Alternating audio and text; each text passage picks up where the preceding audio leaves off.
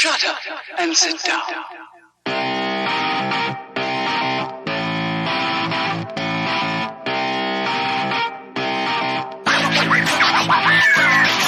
What's up, everybody? Welcome back to Third Shift, episode 312.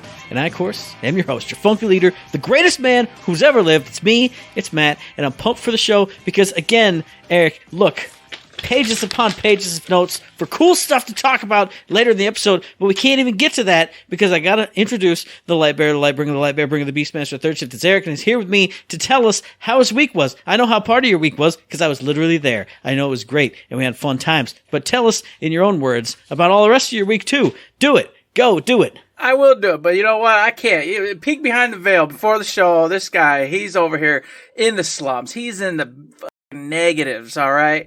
And then he turn on the camera, and all of a sudden, it's Matt. He's back. He's acting like he's the happiest clown alive, the happiest man ever to live. I love it. It's professionalism in its truest form, but God bless. Sometimes it takes me back when I just go, this man he was not about that life, but now he's about that life. Whatever, let's do it. Let's have a good old time, by God.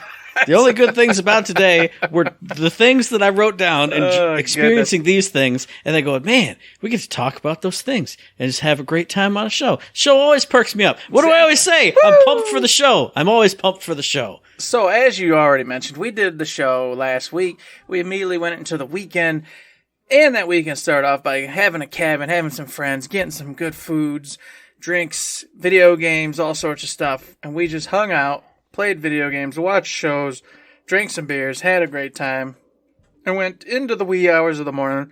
Then didn't even stop there because we woke up in the morning and we made a grand breakfast, a supreme breakfast of the gods, and we ate it and we enjoyed it. We had a blast with it. And then I drove these beautiful back roads back to the house. And there I went, oh, what do I do today? A little bit of work, a little bit of this, catch up on this, do what that is, play some more video games. Not much in the way of real life, because that was about it. Other than that, we did work. I did some more of the wonderful sanding on my deck. It's been pretty kind of hot, muggy, just craptacular recently here in Michigan. Rains have been coming through too, stuff like that. I wanted to go see the show, the movie. That didn't happen. Of course, it didn't happen. Son of a bitch. I know. You promised me you were going to see it this weekend. Now you're on the list too. Yeah, I hate everybody. I hate everybody except for the listeners of the show. You guys are all great. But Eric's on the list. You're on the list, goddammit. I'm hoping I can just cheat. Don't even say it. Don't even say it. You're going to lie again. Cheat? Is it like on HBO Max or something? You know, I don't think it is yet. No, because I'm like, God bless. Because obviously this weekend I'm going to brother-in-laws and stuff and everything. So just leave the house, drive to a theater down there, and go see it. Like, where did you go, Eric? Don't matter. It was in the John. I was pooping for 2 hours. It's fine. Yeah, it's fine. Got problems. I'm going to go to Walmart and get some stuff. Oh, I got lost in the crazy Walmart down in Ohio. I tried to go to a different one. It was construction. Yeah, something like that. We're going to try. It's a movie I want to see, but it ain't working out. The time frames are not working out for me right now. But I told you I did play some video games, and I indeed played a little bit of the Yakuza. You know, got a little bit more in there, but we've already talked about this at a crossroads. So I took a pause, which I shouldn't do because that's never a good thing. But I took a pause, played a little bit of Cult of the Lamb. Now, what's weird, Matt? Remember, Matt was sitting there with me. We were, chilling, waiting for everybody to get there, and I was like, well, I'll put on Cult of the Lamb, show you a little bit. It had an update, and that update just was taking too long because the internet wasn't great. So I just went and played. Well, I played about, 30, 40 minutes worth, showing Matt stuff, doing this and that, and then it wouldn't let me save the game. Thought I'd lost that 30, 40 minutes. Really broke my heart. So I didn't play it for a few days, but I got back to it, and somehow, magically, it saved. When I went back, it was right where we'd left off at, so I didn't have to do it over. What I should have thought of at the time was, usually there's the two different versions. It'll save on your console but not upload or whatever. Mm-hmm. So I should have just been like, hey, there will be something there automatically, because there always is. And then, there's a conflict, even though there's not a conflict. Yeah. Whatever, you know how it is. The cloud did it, but your console didn't. Well, right, which version do you want? Yeah. I was very happy. I didn't have to repeat the 30, 40 minutes. I got to go in and just carry on. So I played that for a bit. Had a good time. Nobody's dead. Nobody's dying. The town's doing great. I'm actually getting outhouses put up right now so people can actually use the restroom where they're supposed to use the restroom. Got a few more houses built. What else? I got the offering bin going out. I've got them making me the higher class wood and whatnot so I can start building some of the superior buildings. The only thing I got to do now is get a clear vision for what I want the town to look like so I can actually just start to piecemeal it 100% the way it's going to look. Because so far, I've kind of just wung it. All right, well, I guess all my houses I'll put over in this area. Outhouse, obviously, you want close to the houses so they don't have to walk far to go to the restroom because then they won't make it and then you'll have issues. Stuff like that. Just, Animal Crossing stuff. Basically, I was just living off the skin of my teeth, doing what made sense, but I want to make it look like a nice little cult, a proper cult. You got to have a proper cult, man. It's important. So, been working with that a little bit. And then, of course, Soul Hackers 2 came along, and I love it. It's such a good game. Really, really fun. I'm going to tell you this, though. Already, I can see where, the Shin Megami Tensei is coming a little bit, where it's like, oh, hey, these are some of your, beginning missions. You're going to want to go inside their heads to build rapport and figure out what's wrong and then connect with them, blah, blah, blah, blah. Okay, well, this is, the first level stuff. So you go in there, and these dungeons are big. Now, you can hit enemies, knock them down, and run past them, but that's not what you're supposed to do in an RPG. You're supposed to fight every enemy you come across, period. You cannot do that and make it to the end. You have to, at some point, start skipping stuff, because being that it's still the front end of the game, you don't have but 3-4 potions, 3-4 MP products, that kind of thing. And so you have no way to heal, except for one person who has the healing ability right now. So you're out of luck. And of course, once their MP's gone, you're SOL. And being that it's limited, because obviously I'm still early on, I don't have a lot of the personas that are going to make me invincible and then I'll be God tier. I'm working with, your scrub personas. So you can't just run through. You got to go in, skip baddies to get to the checkpoints, and then just power level up a little bit, and then you can continue forward. And then from the checkpoints, you can go back out, go to your rest area, rest up, come back in, go back to that checkpoint, and keep going forward. It's not a big deal. It's just not that, it's definitely not like Persona where you're just I'm going to be in this dungeon for 27.5 days until I've done everything. And then you get out and you have 100 days to do whatever you want because you just did it in one go. It doesn't quite work that way yet. It might later, but you do have goalposts. You get to one spot and it'll say, oh, your affinity with this character has to be such and such. And so that means you have to go out in the real world, do story missions, side quests, things with them to build up the rapport, go to the bar like we talked about, and then, sit there and listen to them, cry, complain, or whatever, and just bond with them. And that'll get your rapport up with them, which allows you to go further into these dungeons. And then the last part on that, it just happened last night. I think it was last night. I was like, all right, I'm going to get in there. I'm going to do a little jam session, I grinded out for about 40 minutes. And I went, all right, let's go to the checkpoint thing. See if I can just beat this next boss, to get to the next spot. Got down there. Boom, raffle stomped. I'm like, okay. Maybe I stand the right setup. So I went ahead, reconfigured, put on some different personas, went in there, did better, but still wasn't even going to be close. I'm like, well, I'm smoking the baddies out here. So it's just a little weird. I feel like it's like, hey, dummy, yeah, you have the affinity for this, but actually you're not supposed to be here yet. You need to go back out into the real world, do quests, do the main missions for a little bit. But it doesn't tell you any of that because it's open. It's open. It just allows you to just do what you want. You want to try to go in and do it? Go ahead. So awesome, fun. Music's great. Characters are fun so far. Having a good time with it. But I'm still finding the footing of what it wants me to do and how much story I should do before I go back and just try to build characters, stats and skills and things. But overall, pretty darn good, and I think that's about it, man. I think that's how my week went. Work, the usual, nothing fancy there. I'm about to go to Kings Island for the weekend, so that'll be exciting. I can tell you about that trip next week when we do the show proper, of course. So what about you, man? Well, for me, obviously, I went to the cabin, had the good times there, playing TMNT, Shredder's Revenge, 4-player co-op, couch co-op with my buddies. Great time.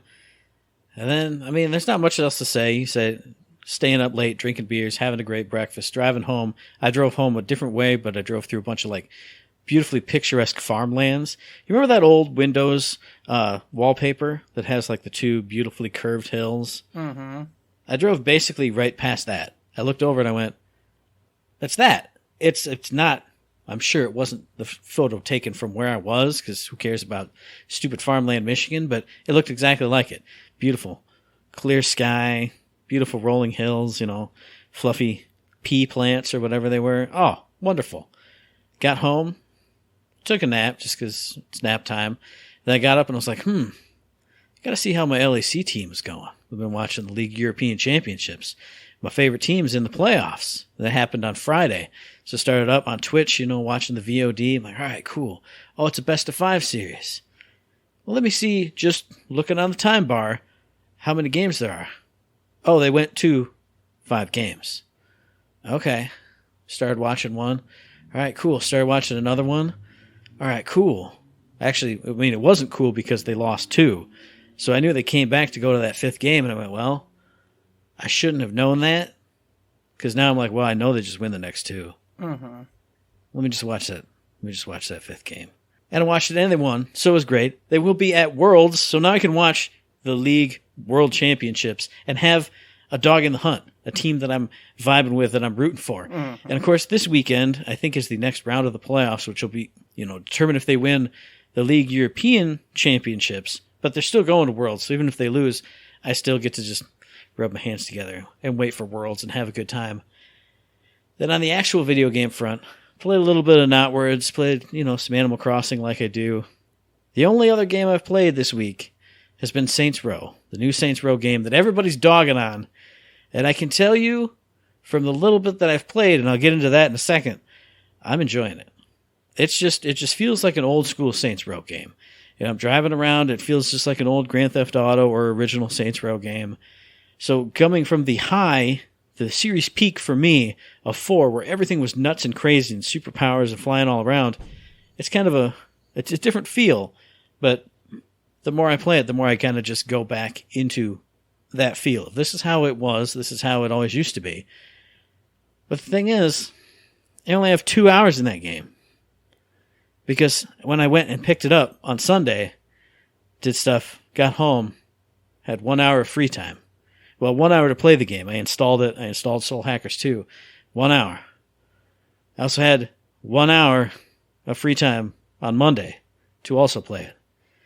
And 0 hours of free time yesterday to play it. 0 hours of free time today to play it. The weekend coming up is going to be 0 free time. Awesome. Wow. Life is great. Isn't it wonderful? So that was how my week was, and how my weekend is going to be. Isn't it great? Tell me something that actually is great, Eric, because I'm excited about this game you're about to talk about. And I didn't do it, but you're the one doing it, so tell me about it. Well, let me tell you, I could have sworn you'd have already owned this game, probably had it for sure, because I looked it up. I had no idea what it was. Well, spoiler alert, I do because it's on Game Pass. I own it on 2 different areas. Hody, hody, ho. He gave it away already. But it's not only just on Game Pass if you have Game Pass, man. This game, Immortality, a brand new game by Sam Barlow and Half Mermaid Productions. That's the other half of this little group here that made this game. Sam's the individual who did Her Story and Tell Me Lies, I think it is. Telling Lies, yes. Yeah, and these, I haven't played them. Like I said, I had no idea any of this existed. And so, but apparently these are huge games. People love the death out of them. And I had no idea. And I went, Immortality. Oh, I was just being stupid. Oh, that just sounds cool. I wish I was immortal. So I clicked on it. I was like, oh, let's look at some videos and check it out. All of a sudden, I'm like, wait a minute. It is not real footage, but actual live action human beings acting inside this game. And then, of course, not only are they acting, but they're actors in the game. So what happens is the story is based off Marissa Marcel. She's an actress. She does like 3 films, and it's in like the 60s, early 70s, and 1999 or something. None of them are released. Nobody knows what's going on. She's disappeared. So you have to solve the mystery of not only where she went, why she disappeared, but these movies never hit, nothing ever happened with them. What's going on there? So you go into these movies, and obviously you can jump around, but I'm assuming you'd probably start with the first one. and you can watch the different scenes. You can basically watch the movie, and then when you're in there, though, you can stop it, freeze frame things, and then you can click on like almost anything in there that's of interest to you. And if there's any other frames throughout the movies that correlate with that, it'll pop up and allow you to investigate and check things out and start to just piece together what the hell's going on.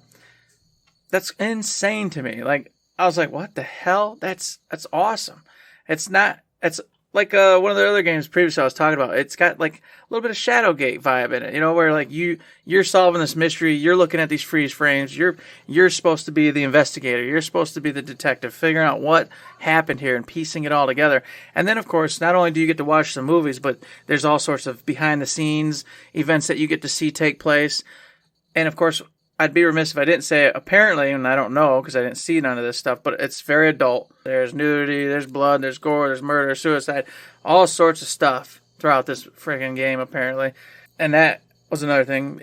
Honestly, I was like, oh, that sounds pretty freaking cool, man. I get to see all sorts of crazy crap and figure out like a real brutal whatever the hell happened went on. And apparently, also, it takes a big turn, takes a big spin. As you're piecing together, there's a lot of big reveals, a lot of stuff going on. But as I said, getting to piece things together with the freeze frames, taking the different movies, watching the behind the scenes portions, and just putting together this whole giant mystery of what the hell happened sounds awesome. I don't know why I've missed out on these other games. I should probably go back and actually look at them again. But if they're anything like what I've seen of this, it looks awesome. I can't wait to dive in. You probably should, because both of them have gotten rave reviews. I own all of them, either via Game Pass or just on Steam here. But they're also the kind of games where I think just recently when I was in my gaming rut, I'm like, all right, I need to play something completely different. And I pulled those up and I went, this seems like the kind of game that, like you said, you can click on different things in the frame and it'll take you to different, because her story is all about like police testimony of this girl. So like different stuff that's recorded all throughout whatever this investigation was. And I'm like, I'm the kind of guy who, if you can tell me I can click on something and see something new, I'm going to click on everything all the time, nonstop. So I had it up and it was like, hey, hit start to play this game. And I went, I'm going to spend like 100 hours just exploring every single thing. Everything. And then pulling up a 100% guide so I can make sure that I clicked on everything. So I haven't ever played any of them myself, but I've only heard good stuff about them. Like you said, they sound amazing. They sound incredible. I can't wait for this one. I'm so happy that I get it for free. I'm going to download it right here on this PC that I'm talking to you with. As soon as I'm done editing and posting the show, it's going to be a good time. And that was the other part of this I wanted to remember, but I dove into the game itself. Let me hop back out. The game's out. You can go get it right now. You can play it. You can have a good time with it. Like I said, I hear the actors and actresses did a phenomenal job, that it all looks really good. The movie portions are really nice. It's actually entertaining. I don't know. Seems really cool. But the best part, Matt, you said it. Game Pass, you get it. Boom, it's yours. You can go check it out. You can get it on PC as well if you don't have it there. But I didn't know this until earlier today. Netflix has it as well. Oh, nice. So if you have Netflix, you can go over the Netflix games, that portion of Netflix, and you can play it there. So you probably have it.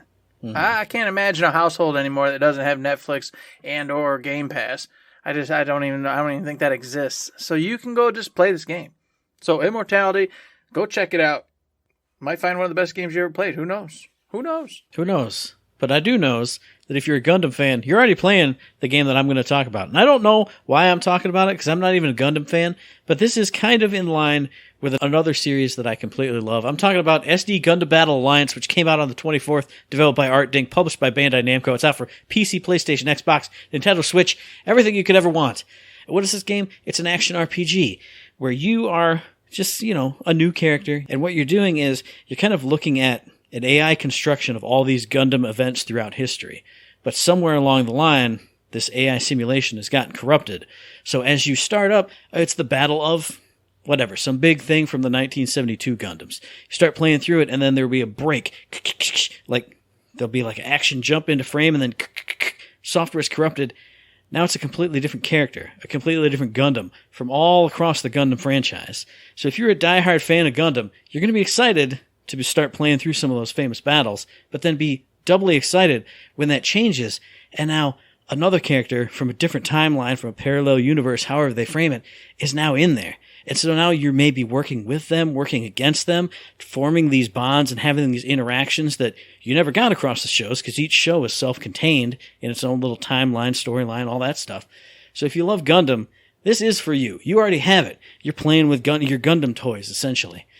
But what's cool about it is, I'm watching some gameplay and I'm thinking, man, there's some hacking, there's some slashing, there's some shooting.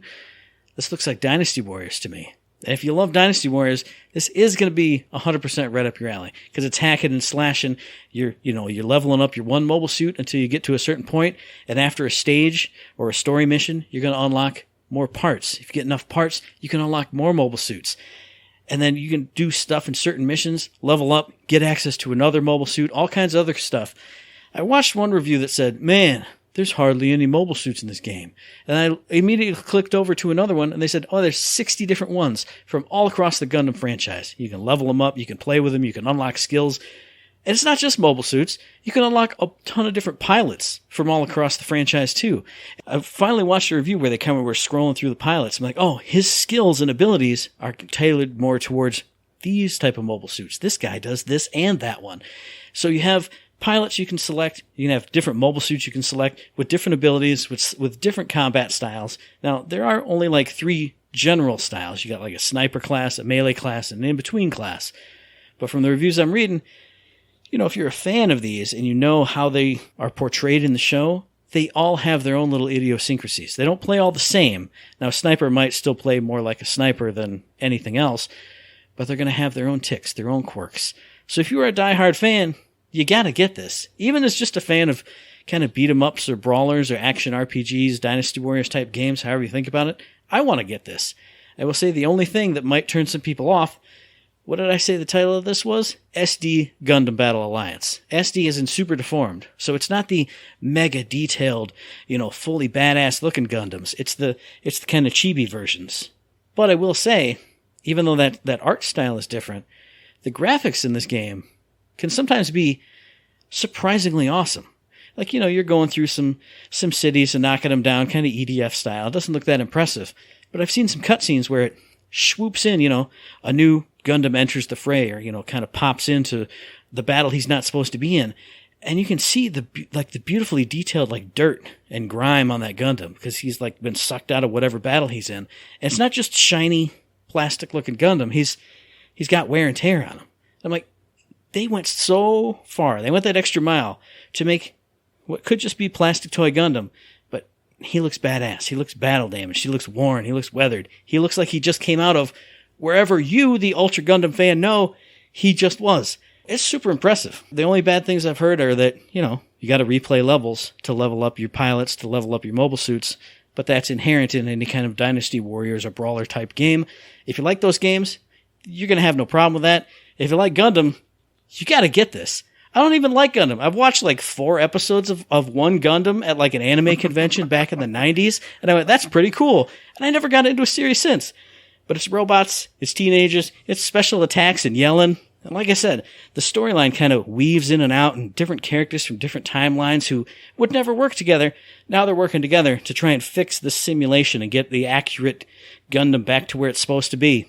So if you're a diehard fan, you're already playing it. If you're just maybe interested in it, kind of like I am, maybe pick this up because it sounds like a fun amalgamation. You get to learn about all these characters and all their mobile suits and what they're actually supposed to be doing and kind of get a flavor for that whole universe. Wow! SD Gundam Battle Alliance, what a great game! Check it out. And while you're in a simulation, I want to make sure we're noting this part of the simulation, Matt.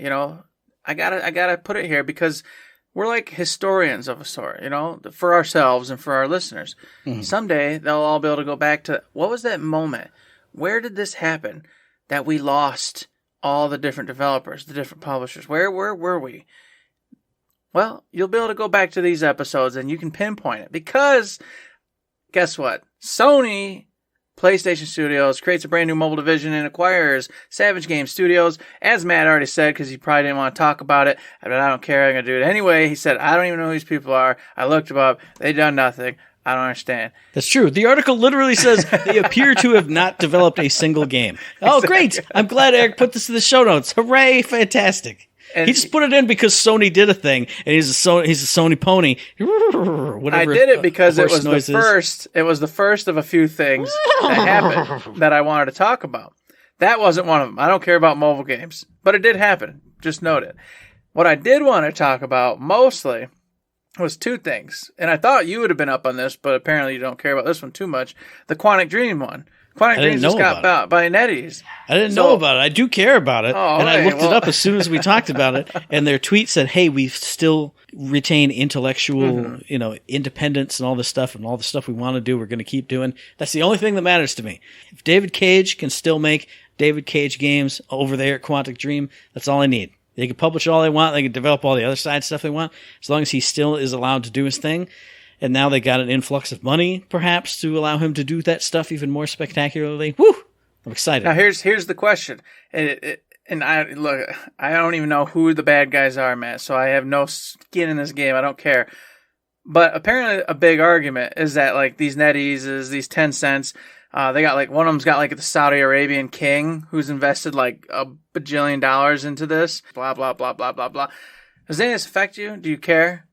Is this something you? I mean, probably you obviously don't, but it's a big deal. Everybody's talking about it these days, Matt. They're like, oh well, NetEase is this Chinese company, and the Chinese they did this and this and this and this. I'm not going to buy their games. But what if they own 70% of the developers? What are you going to do then? You're just going to stop playing video games? You know what I mean? Like, where do you draw the line between real life and then your hobby? I feel like that's a better question than the other. The other question. I'll say this way: Satan could make video games, but if they're still fun, I'm still going to play them. If he's given money to developers I love to do what they love to do, to make me do what I love to do, how could I say no to that? But I think the better question is, where do people draw the line? Because I don't know. It's a strange. Isn't it weird? It's a whole new world, Yeah. I mean, I do think about it occasionally. When someone brings it up, they're like, no, this dude owns like 70% of this, and he just sanctioned the killings of 500 people or whatever. I'm like, oh, that's pretty bad. But he's not directly involved. I don't understand. Here's the thing that I always say, too, is, people get mad at corporations because the CEO of that corporation said this or has this certain beliefs or whatever. But you're not going to go walk down. If, like, the CEO of Steak and Shake said he likes punching babies, I don't know, whatever. You're not going to go down to the Steak and Shake down in South Lansing and throw eggs at the people who work there. So you suck. They just work there. Your studio got bought by somebody, and they say, well, you could still make all your games. Here's some more money to do that. I mean, it doesn't affect the people who made the game. And so, I mean, if Kojima sold his soul to Satan, and he went, well, Satan's letting me make these games, I'd say, thank you, Satan. You allow me to enjoy the works of my favorite developer ever. I don't know what to tell you. If the people who make the games are making great games, I'm still going to play great games. I can't say. I'll tone it down just a notch. I would say nothing to Satan. I'd let him be. But I would definitely congratulate Kojima, and I wouldn't care if that money's coming from Satan. But Kojima's still a good guy and still rocking out, making great stuff, doing his dream. It's a step back. This person is still wholesome. This person is still just getting what they need to make this awesome thing and this awesome product. And that's enough for me. Because I think you're going to find in the future, a lot of these companies are going to be owned by bigger companies. Bigger fish, bigger fish, bigger fish. And they're all going to be dirty at the top because, as we've always discussed in the past, everyone at the top is dirty. You can't escape it. I mean, it's already that way. Yeah, the Activision Blizzard Embracer Group owns every developer ever. They just finalized the deal for Eidos Montreal and all the other Square Enix Tencent's got a bajillion of them. Tencent owns everything now. Facebook owns everything now. NetEase is a big one in this whole thing now, too. It's a whole new world on that level, too. There won't ever... I mean, there are still indie devs, but you get what I'm saying. There's hardly any mid-level people who just do their own stuff. Everybody's connected. It's a just big spider web that goes everywhere. And you see it all the time now. All those indie groups that actually make, one or two good titles, they get popped up. They get gobbled up by one of these bigger individuals. How could they say no? A 5-6 person team does something really cool, and then this big fish comes by and goes, hey, I can drop $1 million on you. Do you like that? Yes. Yes, we do. Okay, here's $1 million. You're going to work for us, but you're going to also have all that money. Yeah, okay, great. Now we get to eat, we get to go home to our families and have a little studio and be amazing. You can't say no. And like we said, like especially with the Quantic Dream one, as long as they still get to do what they want to do, and it's not an EA situation of just, hey, we'll buy you up. Also, change your entire business model, change all your games, and then, they didn't sell because you changed them up too much. I'm going to fire everybody and close the studio. As long as it's not an EA situation, and they still get to do what they love, make the products they want, that people want. Even if I did have moral objections, what am I supposed to do? You're letting all these people live their dreams so they can create what they want to feed it to the people who want it. And then when you buy their game, you're supporting them. I mean, yeah, sure, money does obviously go upstream, but if you just stop buying all their games, then none of them are going to exist. Then all those people don't have jobs anymore. Just like the Steak and Shake down the road. Mm-hmm. Nobody goes to Steak and Shake because that dude loves punching babies. Well, everybody who works there, they're out of jobs now. And that's local people who live here in the real world that you can see walking down the street. That are your neighbors and friends. I don't know. Okay. It's a huge topic. Don't want to go too far down it, but thought it's just wild. It's just crazy how this stuff's like ramping up. We talked about before how we thought it would kind of go up and then fizzle out, but it ain't finished going up yet. And because that wasn't even the last one. Tencent, whom we already talked about, and Sony, whom we've already talked about, both collectively went ahead and got a hold of 30% From Software. So they still don't own the majority at all. So From Software still gets to be the king of their own, decisions. But there you go. Now Tencent and Sony got a little bit more juice and a little bit more oomph in the decisions and what goings-ons of the old From Software. Like you said, though, as long as they still get to retain their freedoms and make the games they want, I don't care. But it's just a no. It's something you want to put in the sidebar, man. Go click. All right. Cool beans. Now, I will say, I've played some of the weird FromSoft games from when they were in the PS2 and Xbox era. As long as they're still allowed to do weird stuff if they want, cool. But I was going to say, why do you care, Eric? You're never going to play a FromSoft game ever again. We've already established that. You're done with them. It's over. It's dead. It's dead and gone. You shotgunned it yourself with your verbal altercations. You said it. I'm just done. Just putting it in the pile with all the rest of them. So it doesn't even affect you no more. But it's fun news. It's fun news. You got to bring it up. You got to mention it. You got to keep abreast of this stuff. And it's fun. That's why we do it. You got to get out there. We got to look out. Where's that little scoop at? Oh, look at that. We got to bring that up. But that's it. That's all for the acquirings and going on to that. You can move on to what Matt wants. I'm going to have a couple here, but Matt, I think's got a big dog in this race. So I definitely got the big dog in the race because we're talking about more Gamescom. It's the Gamescom wrap up. We talked about it before we recorded the last episode. Hey, there just keeps getting to be more and more Gamescom stuff coming out. Like more and more every day. There's more. There's so much more. But we're going to start out just like you were going to say before I went nuts and cut you off. We talked about that Forspoken gameplay reveal because you saw it this time, right? You actually went and saw it. I watched the Forspoken gameplay trailer. And looks amazing. Graphics, wonderful. Yes. Just looks gorgeous. The environments, they look awesome, unique, different. Just very vibrant and just very not realistic, but you know what I mean. Like they got that realistic touch. Like things feel like a canyon when you're there. I looked at some YouTube comments, which I'm never supposed to do, but I looked at them in the below that video, and they're like, "Oh, this sucks. It just looks like the real world." I'm like, "Yeah, that's why I'm excited because this looks like places that I've been, like for real, like that Death Stranding kind of look. We're like, damn, that's a mountain. This is some ruins. This is a city. This is a canyon. This is a crevasse. This is an old castle with the drawbridge. It looks." Right, it looks real, and the Elden Ring style graphics, where it's just like, this is a world that you're in. And especially here, you're moving around fast, and the beautiful sunset overhead, and oh my goodness, it's crazy. Her quick flying and stuff just brought Anthem back to me. And I was like, oh, I loved Anthem. Gosh bless, why'd they screw everything up? Because, man, flying around like that, fast-paced, cruising through the air, diving down, all that, I loved it, and this just looks like it might be able to fulfill that itch for me. It made me think of Saints Row 4 or Crackdown, where you're just running through and a big jump and kind of gliding and flying and zipping and doing all the stuff. And then even just the combat, like that Mass Effect spell wheel.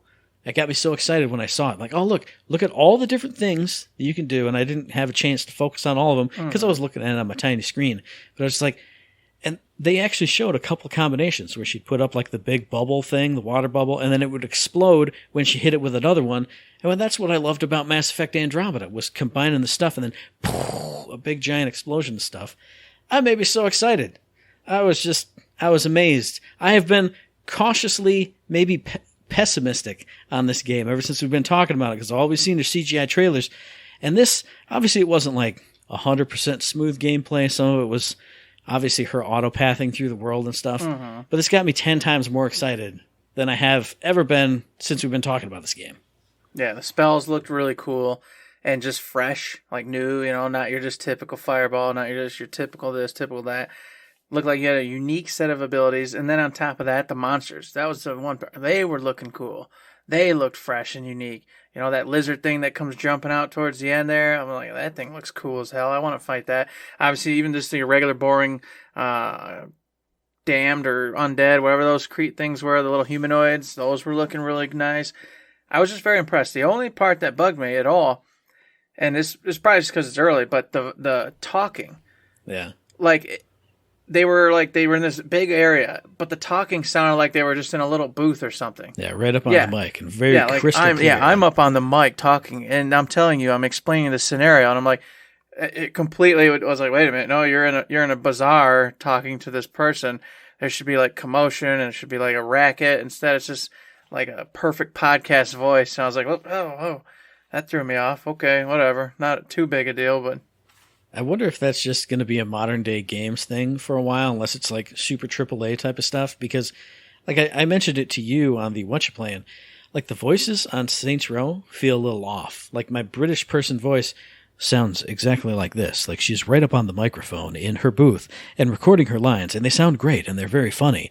But then you talk to the other character she's talking to, it sounds completely different. Like the tone and the like, even like the mic quality seems different, and they're like in an APC driving around. It should be at least roughly sounding the same. It doesn't sound the same at all.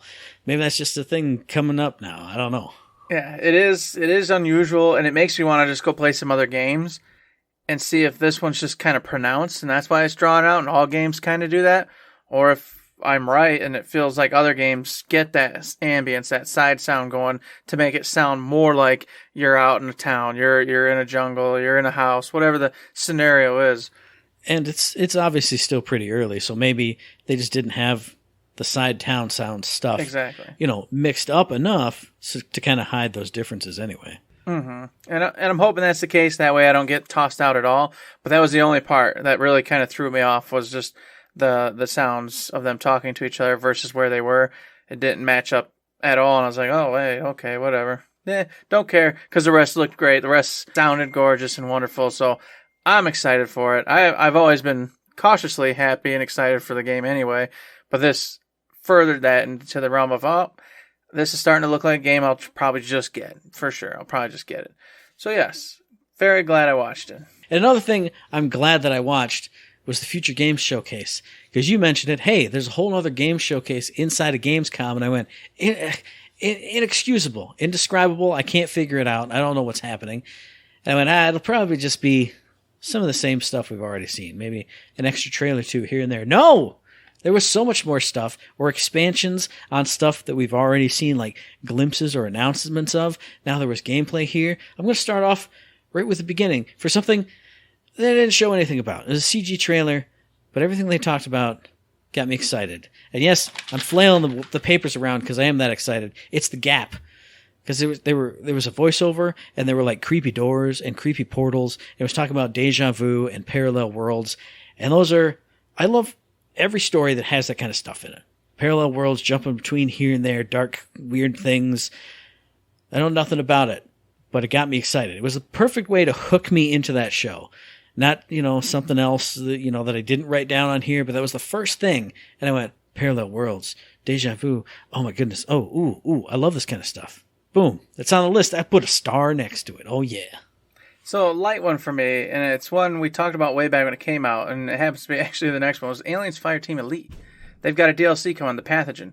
We yapped about maybe checking this out. Shay was definitely interested. He was wanting to play it, and then it just never happened. None of us ever got it. None of us ever played it. But the game lived. because I was worried it wasn't. Back it kind of got medium reviews. It was decent, but nothing great. It was this. You heard all sorts of middling stuff on it. So I thought it was just going to fade into the whole, gone. But here it is. DLC's come out. I keep hearing it on the peripherals of people that do actually still play and have a good time with it. And I love Aliens. And I'm like, damn it, man. So watching the DLC and all little trailer and everything going on, I'm like, this would be fun. This would actually be a really good time getting us in there. Just the laughs of us screwing it up, getting completely murdered by these aliens coming around. So, I don't know. I know we can't do it this year unless it becomes free, which was the point I was going to make. You know what? For the honest love of Joseph, make this a Games Pass game or a Netflix game. You know what, Netflix? Aliens is a real movie. It exists. There's been a million of them. People love them. Make this one of the Netflix games because it ties into your whole movie business anyway. And boom, then we can all go play this game for free and have a blast because there's too many games for me to buy it right now. It'd have to be later. But it did bring back the itch to want to play Aliens Fireteam Elite. And if it did that for me, hopefully it did that for a lot of other people who are on the fence or just kind of forgot, but we're going to get it. And then they get even a bigger boost and stick around long enough so we can play for free, Matt. And speaking of games that you get the itch to play, I wasn't sure on this one, but the art style, even before I knew anything about the gameplay, 100% sold me. I'm talking about the Case of the Golden Idol, which was that like Renaissance or like 1700s. They kept saying like detective game where you're trying to figure out how these people died. And by researching different parts of different people's testimony or different things in the room, it would give you access to certain words like, Mr. Jones. And then you could plug those into what seemed like your case book and either solve the case or the impression I got was you could like slot those words in and then watch how that scene played out. Like instead of the victim, Mr. Jones, it would be Mrs. Hardeggy, and you'd put her in as the victim, and then it would like swap up the little story panel that you were looking at. And the art style was weird and dark, and it looked like there was like supernatural elements to this too. Maybe like very strange things were happening here instead of everyday murders, but they kept showing like them slotting these clues into like a framework. And I think one of the hosts even called it murderous Mad Libs.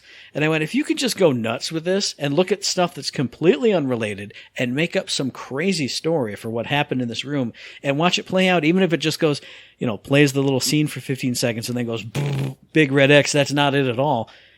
How fun would that be? Just change the victims around, change the scenario around, change the weapons around, whatever you can do with all these little collections of words. It looked crazy. I was looking at that, but I went on to look at the chant. That's right up my alley, Matt. Bunch of hippies go out, they want to be spiritualists, do all this, and then the trailer. Guess what happens, man? I've done it before in the past. I've messed with spiritual weird stuff, and you know what it does, Matt? It lets bad things out. Guess what happens in this? It lets bad things out. You get to go roam around trying to survive. Everything's gone haywire. It's got that whole typical survival horror type of thing going on. Things are flipping out, demons and just beasts and blood. It was right up there. I was like, okay, I might be on board this game unless it's super janky and doesn't perform well, which I don't know. It comes out pretty soon, and I hadn't heard of it until literally, watching the trailer here, and I was like, well. It's got some promise. We'll see. I've had the itch for a freaking Silent Hill game for forever now. And I got Callisto Protocol coming, but hey, maybe this might freaking do it too. I love the idea of just these people thinking they're gonna save the day and enlighten themselves and just completely ruining and botching it all and opening up the gates of hell basically for all sorts of bad things to happen. It pleases me. But speaking about games that give you the itch to see some crazy stuff and people go with nuts, I'm talking about Edge of Sanity. This is a game I've never heard of before. It was just a quick little trailer, but it was a quick little trailer about some dude up in Alaska or the Arctic Circle, and he gets freaked out, and he's going from one place to the next, and he goes into this nightmarish place, and he pulls out his axe, and he sees this monster attacking him, he swings the axe and hits the monster in the head, and it falls down dead, and then he realizes it's a real person, and he's in like the other end of the research station. What's going on here? What's happening? This could be crazy. Like, I know I've seen some indie horror games like this before. I think Home was one. Mm-hmm. You're in your apartment block, but everything is just a freaking nightmare, and maybe it's real, maybe it's not. This has potential, just like you said for that other one. It could be right up my alley. It could be a little too nuts. It could be a little too simple. Who knows? I'm going to keep my eye on it, though. And I wanted to play it. I didn't get a chance to, Matt. Solstice. There's a demo right now on Steam for it. I was checking it out. Watched, it was like a boss fight, basically. And I kind of enjoyed it. You know, I love boss fights. Boss fights. I've played Monster Hunter, a whole bunch. I enjoy that challenge of just knocking down bosses, except for apparently Souls bosses. But this didn't seem like that. This seemed more in the Monster Hunter range, where as long as you were hitting its weak spots, avoiding its tails, etc., you were gonna be okay. You were gonna win the day and have a good time. And it has that cool, fun anime look to it, which I enjoy. If you don't like that, probably won't be up your alley. But it did have that, and it had the cool swords, and it looks like I don't know if it was her sister or whatever. She's a ghost, just like Navi from Ocarina of Time. She was doing that. And of course, the boss had like a lot of snark and a lot of character to him. So I'm assuming if the whole game's like that, full of different bosses and fights, etc., with all sorts of panaz and just over the top stuff, kind of like in the Bayonetta, spirit of things, this would be something for me to check out. And something that's definitely for me to check out. It's Snackoon. You're in a world where snacks are outlawed. All kind of like the rubbish department is underfunded. You are a cel-shaded raccoon running around just doing crazy stuff. They show maybe even like 2 seconds of actual gameplay. You're sneaking around, sneaking into an office building, dropping in the vent and causing chaos, and then just grabbing somebody's phone and running around with it. I don't know. Silly, fun. I love silly, fun things. It put me in the mind, and not just because it's raccoons, and not just because there was a donut there, put me in mind of Donut County. Just that simple, goofing, not serious at all, just having fun. Silly, innocent fun. Running around as a goofy-ass raccoon. Why the hell not? Oh, goodness. I can promise you ain't going to have no fun in this one, man. Wizardry, the 5 ordeals. Come on, man. That's like nostalgia to the 10th right there. Mm-hmm. Oh, I saw it and I went, you know what? I'm for sure not going to, but no. I totally should, though. Just get this game and be just like the old days with my pen and pencil and the paper and having to move forward. Move left. Okay. You've encountered a griffin. Okay, griffin. Attack. Ah, killed me. Ah, crap. Okay. Back down. This is it. They're doing another one for the RPG hardcore fans. You know what I mean? All the jazz. All that old school, yummy. And part of me wanted to be on board with that because I fell into Wizardry accidentally. I don't even know. It fell out of the sky one day at my house. There was like this humongous, stupid box. Like it had this huge box and huge case with this thick notebook and everything with it. And I honestly, I'm not kidding you. I have no idea where this game came from. To this day, I don't know. It just was there one day. And I was like, well, I'm bored. I'm a kid. Boop, boop. And then just played it because I had nothing else to do, and it sucked, and I hated it.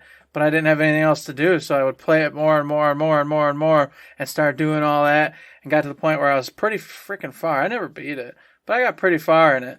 And I went, okay, Eric. And then Good Games came out, and I left it behind. But, it just brings back me as like an 8-year-old trying to play Wizardry, and I was sitting at my old house with my parents going, this game sucks, and bored. And then reading their magazines or whatever. It definitely was one of those ones where as soon as I saw it, I went, yeah, I should get this. But then half a second later, I went, nah, I shouldn't get this. Because I did just play through a demo of a dungeon crawler on my Vita like a few months ago, maybe a year ago now.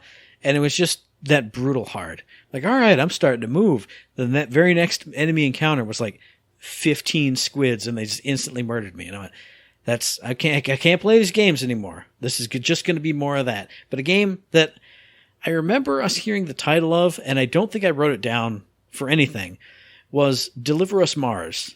And it was something about, I think the reveal trailer was, it's something about space. I don't know, you go to Mars, something happens. But this one showed off a little bit, like bits and pieces, little snatches of story. And this looks like reverse Interstellar. Like your dad went to Mars, you grew up idolizing him, he was an astronaut, blah, blah, blah. He went to Mars and has disappeared or something bad happened. You as the daughter are now going to try and find him and rescue him or find out what happened to the crew. And bad things are starting to happen to you and your crew and your captain wants to leave. So I can tell there's definitely going to be at least 2 different endings to this where you stay and maybe sabotage their return so you can find out what happened to him. Or, you go with them and you never find out what happened to him. They didn't show much story. But what they showed hooked me. like I said, reverse Interstellar. You're the daughter going to find the dad instead of the dad going off to save the daughter in a different way. You get what I'm saying? But it put that little fish hook right in the corner of my mouth. I went, oh, I'm going to have to pay attention to this one now. Now, the last one of interest for me out of here was one we've already seen before, and it's the one I thought you were about to talk about, was The Last Case of Benedict Fox. Mm-hmm. I didn't get to see this gameplay trailer, though, so I got to go check this out. But plot twist, of course, we talked about it last time they showed their cool little trailer. I don't remember if it was the Game Awards or if it was the Summer Games Fest. I think it was Summer Games Fest or whatever. Yeah. But it looked very, very cool, very, very moody. Cthulhu, we talked about it already. I'm, both of us love that kind of stuff. So it looked right up our alley, and then it disappeared. But it reappeared here, and I didn't even see it until just today when I was like, oh, I've seen a couple of them. And then I was like, what ones did I miss? Because we were going to talk about this. I went, oh, shit, the gameplay trailer. I need to go watch it because I was definitely interested in it. So I'm hoping you saw this one. I definitely saw this one, but it's a mixed bag trailer for me because just the gameplay, they kept saying, hey, it's a Metroidvania, which is cool. And they showed off some abilities, which is kind of neat. But just something about, and again, I was only watching this on my phone. I haven't seen it on the beautiful big screen here. But the graphics kind of seemed to they didn't pop out to my eyes just in the gameplay stuff. But you will love the lockpick. I won't spoil it. Okay. But the lockpick that he uses and the lock that he opens is so weird and like gross and strange. I was just like, whoa, what's this now? Oh, you have these kind of graphics, and then what's happening here? I'm not even going to I'm going to make the gesture out of frame. What's happening with this? Why is this? Why is this? How is this how doors work? What is going on here? But they did show kind of two different parallel worlds, and I don't think they showed that off too much in the original reveals. But they're like, oh yeah, pop into not the nightmare world, but the alternate world. Light solve dark puzzles world, there. whatever. Yeah, kind of like a light dark system. Not as overt as that. I think it was like the ethereal realm, kind of more than just good and bad sides, but really interesting. It's still on the list, obviously. And another game, my last one that I have, is a game that's still on our list because we talked about it for Summer Games Fest. It's Erebon. Shadow's Legacy, Shadow something. It's the one where you melt into the shadows and you're this weird assassin thing killing robots. Yes. They showed off some more of that too. And it looked kind of more or less like what we saw, like the teaser that we saw, just a little bit more of that. But it's still on the list because I still love slinking around in shadows and killing stuff. Oh, it looked great. Gosh bless. And the Dark Pictures had the devil in me. There's so many games here. I missed several of these. This sucks. The heck? Oh, the one that everybody's been hyped about because it's a remaster or remake of a game I've never played before in my life, System Shock. I'd always heard good stuff about System Shock. Everyone said, oh, it's so great. And then I look at screenshots of it and I go, it's too old. I can't play these old PC games anymore. Boom, the remaster got a big-ass trailer right at the end. Looked great. It's a legendary game. Everybody's talked about it. I've never played it. I want to play it because it looks cool. Listening to Shodan talk about how crappy humans are and how awesome robots are, we've already established that I will betray all the humans, so this is just right up my alley. Yeah, it's perfect for you. And, of course, Layers of Fear, Bloober Team. Apparently they went ahead and threw some gameplay for the Layers of Fear, etc., that I missed here. So I got to go check this out because I want some horror games. I'm ready. You know what? I'm ready for October, man. I'm ready for some spooks. I'm ready for some scary stuff. I'm not typically into the scary games that much, except for, the usuals, but I don't know. I feel it in my bones. I feel like I need to get in there and do some crazy stuff. Well, I was going to end it, but we keep dropping more on here, so I'm also going to say... it's too much, man. There's too many I'm going to say addictions. God of Rock it was some Brazilian studio I've never heard of before in my life. It was a one-on-one fighting game, but you didn't use like a jump, attack, and punch and this. It was a rhythm game. So you just hit the buttons to the beat and your characters did stuff and blocked and kicked and did special moves. It looked kind of super janky at the moment, but obviously it's just kind of a reveal. That's got to be on the list because I love rhythm games. I love fighting games. You put them together in any kind of way, I have to at least pay attention to it. I don't blame you. I won't go anymore. There seems to be a couple more I missed, but you know what? I didn't hear about them earlier, so we'll save it for another day. There's too many. There's a lot of games. This is nuts. And there's still more on the actual regular Gamescom list that we would never finish. So there's a lot of stuff, man. It was one of those beautiful days where all the games that I talked about that I put stars next to, we have talked about. But there's so many other ones that I wrote down because I at least am interested in them or want to check them out, or they look cool, but they're not star tier, but they're definitely underlined tier. So if I get them on sale or if I find them, there's so many more. I was expecting nothing coming out of this little show, and it hit me with so many things. But what about you out there in podcast listener land? Did you watch the show? Are we hitting you with so many things that you didn't even know about? Because if so, go watch the show and tell us what those things are also via the email thirdshiftme@gmail.com, on the Twitter machine, that ThirdShiftME, and find us on Facebook under Third Shift, yeah. Oh, yeah, we are over there. Go hang out. Go check us out. You can also check us out over at the old Patreon. It's like a tip jar. You know what? We did a great job. You had fun. You had a good time. Go, hey, here's $1, $2, $3, all the bucks. Make us rich. Make it rain down upon us for that week because you gave us such a generous tip. And we appreciate the hell out of you for doing so. But you say, Eric, I can't. You know what? I spent my last $1 on a Bazooka Joe bubble gum and a cigar. I'd say, you know what? You made a good choice. But while you're smoking that cigar and chewing that gum, you can also mailbag question us up. You can go give a 5-star review. You can go over to Twitch, Prime sub, or any kind of thing. Boop, boop, boop, boop, boop. You can go do that. You can give us a Spotify 5-star. All these things you can do to keep us alive, to keep us happy, and we appreciate any and all efforts to do so. Another thing we very much do appreciate is listening to the very next episode, which will be dropping on the 8th, maybe, of September. Who knows? Who knows when the gods will strike us that we have to do that. I opened up the wrong thing on my phone. I'm not looking for this. I'm supposed to be looking for something else because I forgot to do it while you were ranting about it. So I'm just going to fill time right here on the air. Boom, bang, boom. But with all that stuff cut out of the episode, I'll just say, find that next episode whenever it drops on iTunes, on Stitcher, on Podbean, on Spotify, and on YouTube. And as I always say, hey, if you like what we're doing and like to help us out, please give us a like, a rating, review, a comment, a subscription, any kind of good thing on any one of those good services, because it does help us out. And we really do appreciate it. Indeed we do. We appreciate it so very much. Please get on over there and give us 5-star reviews. I'm telling you, we will be superstars one day if you do this. Superstars. We'll be up to the moons. In fact, let me tell you, we'll have people coming to us, hey, we want you to do this and have this play this game and blah, blah, blah, blah. And then we'll be like, oh, yeah, we totally will, brah, woo. We'll go play like Crossfire or something that we don't even care about. We'll play it. And they'll give us like $7,000 to play it for 2 hours. And this is a true story, my friends. It's a true story. I'm not kidding you. It ain't for us, not a true story. But you could make it a true story for me and Matt. We could play a game we don't even like and just make fun of it for 2 hours while we're playing it. And we get $7,000. You know what we could do $7,000?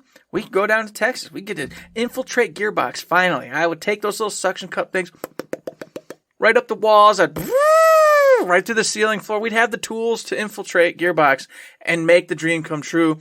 Ash would be like, oh my God, they said they were going to do it. They did it. All these years later, that stupid little joke came true. Look at that. Because we've got enough for almost everything else, but we don't have enough for the rope. You always got to bring rope. Charlie Bronson's always got his rope with him, so I need to get a whole lot of rope for us to be able to do that. Exactly. And another way you can help us do that is by going over to twitch.tv/ThirdShiftMe, dropping in a Prime sub, dropping in a like, a follow. Just say hey whenever I'm on, because I'm probably going to be on these next 2 days because I got nothing else to do with my life. That sounds bad, because I got nothing better to do than sit here and make great content for you and have a lot of fun and play a game that's great. So hey, come check me out. Come check us out. Drop a dime in the bucket. You know how to do it.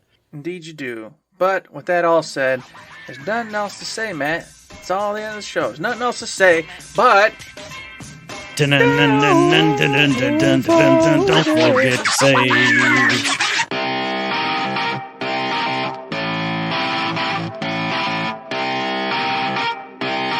Shut up and sit down.